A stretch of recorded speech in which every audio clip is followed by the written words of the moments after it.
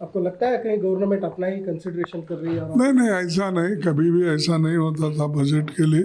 सिर्फ कांग्रेस गवर्नमेंट में ऐसा होता था, लेकिन ये गवर्नमेंट में वो कोई पूछताछ नहीं है।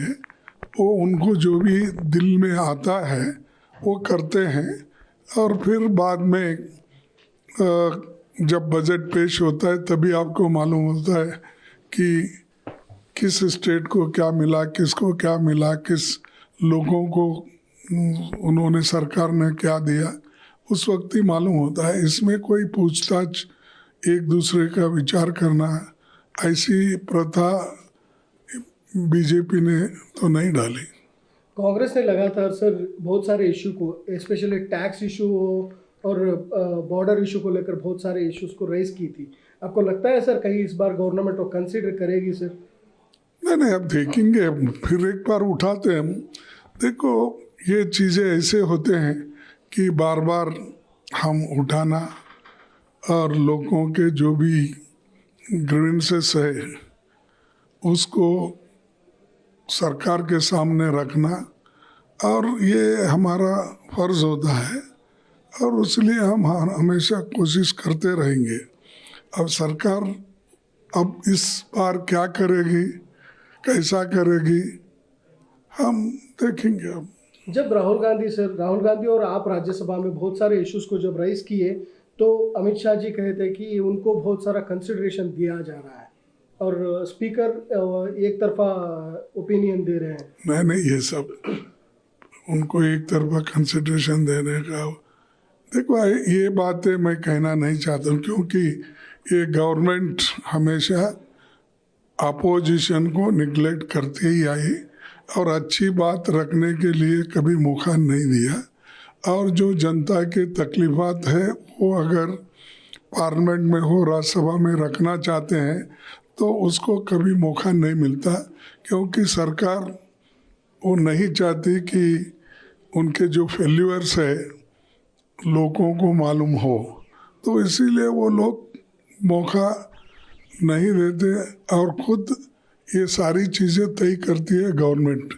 हम स्पीकर को ब्लेम करना, चेयरमैन को ब्लेम करना, ये अच्छा नहीं है, क्योंकि वो जो एजेंडा रहता है उसके मुताबिक वो प्रेशर टैक्टिस करते हैं सरकार वाले, तब ये चीज़ें आते हैं कि हाउस अडजर्न करना या कट शॉर्ट करना डिबेट, ये सारी चीज़ें सरकार करती है।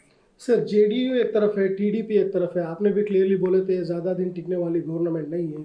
आपको लगता है कहीं उनका भी कंसिडरेशन कहीं बजट पे फर्क ना पड़े सर? देखो, ये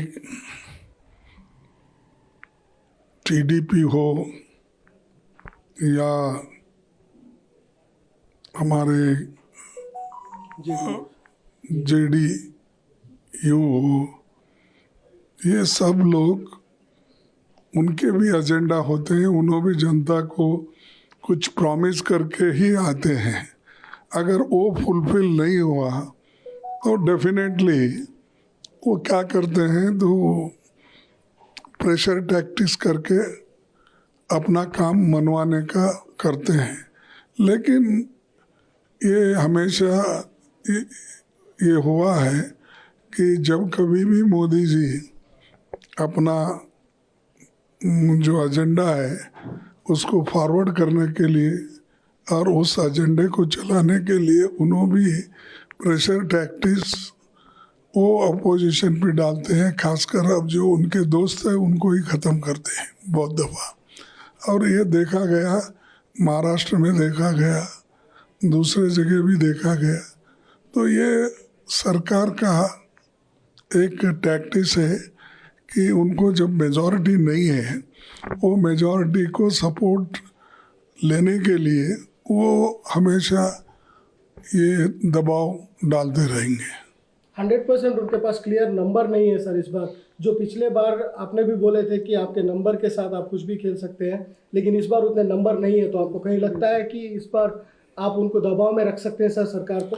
देखो, यहाँ दबाव का क्वेश्चन नहीं है, ये जनता के समस्याओं को सुलझाने का, और जनता के समस्याओं को सुलझाने के लिए हम लोग हमेशा दबाव बनाते रहते हैं और लोगों के बात को मनवाने के लिए हम पूरी कोशिश करते हैं।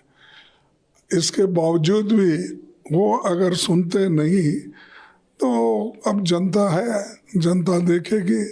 उनको तो इस इलेक्शन में तो सबक सिखाया है लोगों ने, और आगे भी अगर ऐसा ही चला तो लोग चुप तो नहीं बैठेंगे।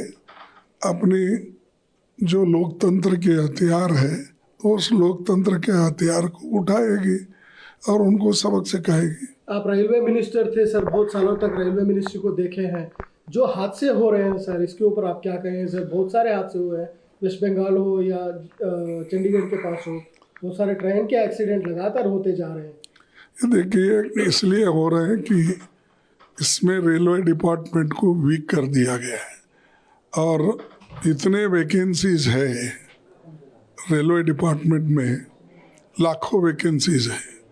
अगर आप लाखों वैकेंसी को भरते नहीं, और चाहे सिग्नल का आदमी हो, चाहे बहुत से इम्पोर्टेंट टेक्निकल हुद्दों पे अगर आप भर्ती नहीं करते, और खासकर ड्राइवर्स को, अटेंडर्स को, ये सभी भर्ती नहीं करते, तो नेचुरली ये वीक होते जाता रेलवे डिपार्टमेंट। और आज रेलवे डिपार्टमेंट इतना वीक हो गया है कि एक तो एक हादसे पे हादसे हो रहे हैं, एक तो उनके तरफ ध्यान नहीं दिया जा रहा है, और वक्त पे पैसा रेलवे डिपार्टमेंट को नहीं मिलता।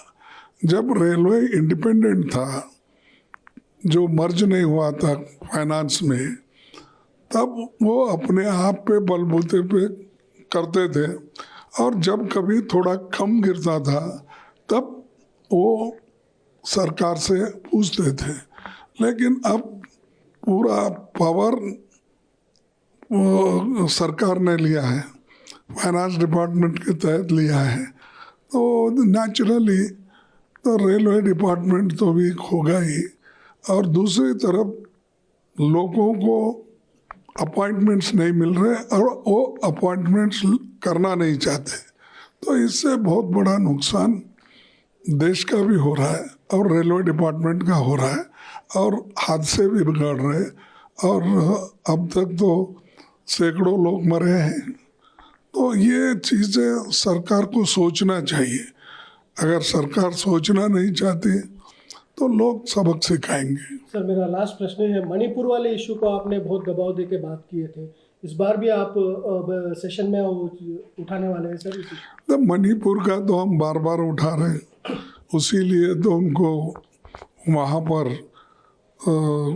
0 रिजल्ट आया। बीजेपी को 2 सीट थे, 2 सीट कांग्रेस को मिला, वो लोग हारे, नागालैंड में हारे। तो ऐसे जगह, जिस जगह उनका दबदबा था उस जगह भी वो लोग हारे। इसके लिए वो कम से कम मोदी जी खुद जाकर लोगों के क्या समस्या है उसको सुलझाने की वो लोग कोशिश करना चाहिए। उसके बजाय सिर्फ बात करते हैं और लोगों को कोई समाधान नहीं देते।